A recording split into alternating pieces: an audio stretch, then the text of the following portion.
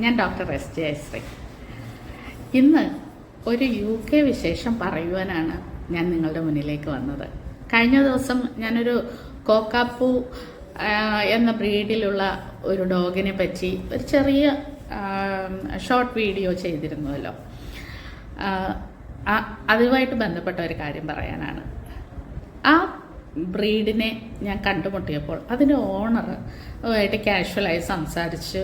UK pet കെയറിനെ പറ്റിയൊക്കെ സംസാരിച്ച കൂട്ടത്തിൽ അദ്ദേഹം പറഞ്ഞു, ഇവൻ വെള്ളിയാഴ്ചകളിൽ ഒരു വീട്ടിൽ പോകുന്നുണ്ട് എന്ന്. അപ്പം ഞാൻ വിചാരിച്ചു, വീട്ടിൽ പോകുന്നോ, എന്തിന്? എനിക്കതൊരു പുതിയ അറിവായിരുന്നു. അപ്പോൾ ഞാൻ ചോദിച്ചു, എന്തിനാ? അത് ഇവിടെ അങ്ങനെ ഒരു രീതിയുണ്ട്, അതായത് പെറ്റ് തെറാപ്പി ആണ്. പക്ഷേ ഇപ്പോൾ ഒരാൾക്ക് ഒരു പെറ്റിനെ വളർത്താനുള്ള സാഹചര്യം ഇല്ലെങ്കിൽ, എന്നാൽ അയാൾക്ക് പെറ്റിനെ ഇഷ്ടമാണെങ്കിൽ ഇങ്ങനെയുള്ള സർവീസ് ഡോഗ്സിന് അവിടെ ആ ഒരു സർവീസ് കൊടുക്കാം. അപ്പോൾ അതിനവർ പേ ചെയ്യുകയും ചെയ്യുന്നു. പക്ഷെ എൻ്റെ ഈ ഫ്രണ്ട് ഫ്രീ ആയിട്ടാണ് വിടുന്നത്. കാര്യം അവൻ പോകുന്നത് ഒരു ഓട്ടിസ്റ്റിക് ആയിട്ടുള്ള കുട്ടിയുമായി കളിക്കാനായിരുന്നു. അപ്പോൾ ഫ്രൈഡേ ആകുമ്പോഴേക്കും ഇവനും ഇങ്ങനെ ആകാംക്ഷയോടെ കാത്തിരിക്കും അത്രേ ആ കുട്ടിയെ അടുത്ത് പോയി കളിക്കാനും ഒക്കെ. അപ്പോൾ ചെന്ന് വൈകുന്നേരം ഇവർ കൂട്ടിക്കൊണ്ട് പോകാൻ ചെന്നാലും വരാൻ ഭയങ്കര മടിയാണെന്ന്.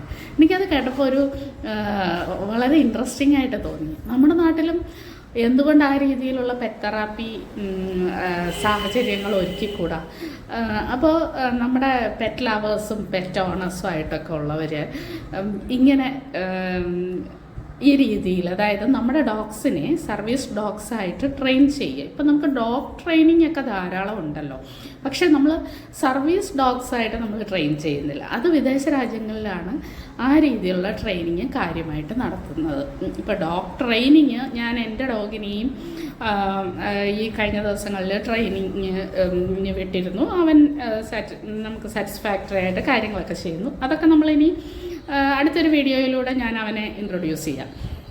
അപ്പോൾ ഈ കേസിൽ നമുക്ക് ഈ പെറ്റ് തെറാപ്പിയുടെ പ്രയോജനങ്ങൾ ഞാൻ പറയാതെ തന്നെ നിങ്ങൾക്കറിയാം. അതല്ല, പെറ്റ് തെറാപ്പിയെ പറ്റി കൂടുതൽ അറിയണമെന്നുണ്ടെങ്കിൽ കമൻറ്റ് ചെയ്താൽ മതി. അങ്ങനെയാണെങ്കിൽ അതിനെപ്പറ്റി ഒരു ഷോർട്ട്സ് അല്ലെങ്കിൽ വീഡിയോ ചെയ്യാം.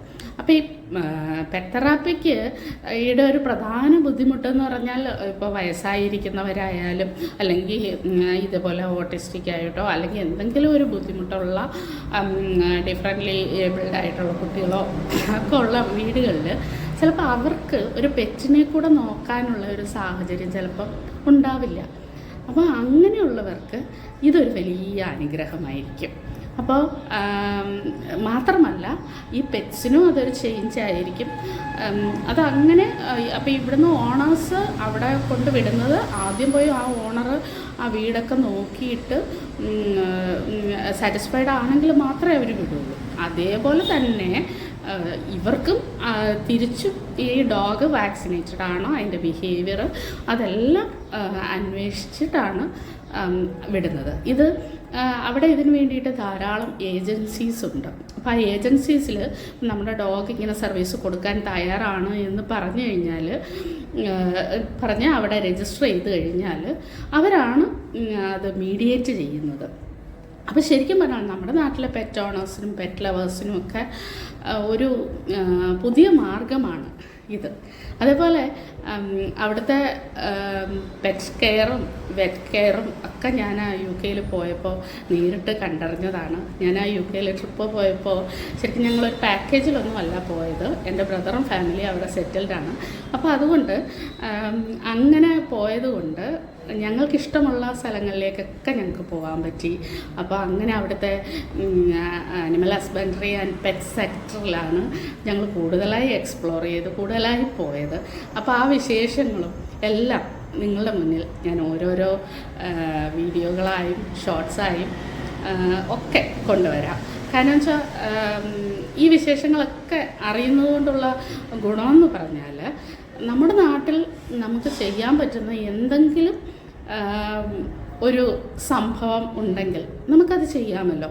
അപ്പോൾ അങ്ങനെ ഞാൻ കണ്ടെത്തിയ ഒന്നാണ് ഈ പറഞ്ഞതുപോലെ ഈ പെറ്റ് തെറാപ്പി വിത്ത് സർവീസ് ഡോഗ്സ്. അതുപോലെ വേറെയും ഒത്തിരി കാര്യങ്ങളുണ്ട്. പെറ്റ് ക്രെമറ്റോറിയം ഉണ്ടായിരുന്നു അവിടെ, പെറ്റ് സിറ്റിംഗ് ഉണ്ടായിരുന്നു, അങ്ങനെ ഒത്തിരി വെറ്റ് കെയറിലായാലും, അതായത് പശുക്കളുടെയും ആടുകളുടെയൊക്കെ കാര്യങ്ങളിലായാലും ഉണ്ടായിരുന്നു. നമുക്കെല്ലാം ഓരോ വീഡിയോയിലൂടെ കാണാം. അതിനായി ഈ ചാനൽ സബ്സ്ക്രൈബ് ചെയ്യുക. നിങ്ങൾക്ക് ഈ വീഡിയോ ഇഷ്ടമായെങ്കിൽ ഷെയർ ചെയ്യുക, കമൻറ്റ് ചെയ്യുക. ഇതുപോലെയുള്ള വീഡിയോകൾക്കായി വീണ്ടും ഈ ചാനൽ സന്ദർശിക്കുക. നന്ദി, നമസ്കാരം.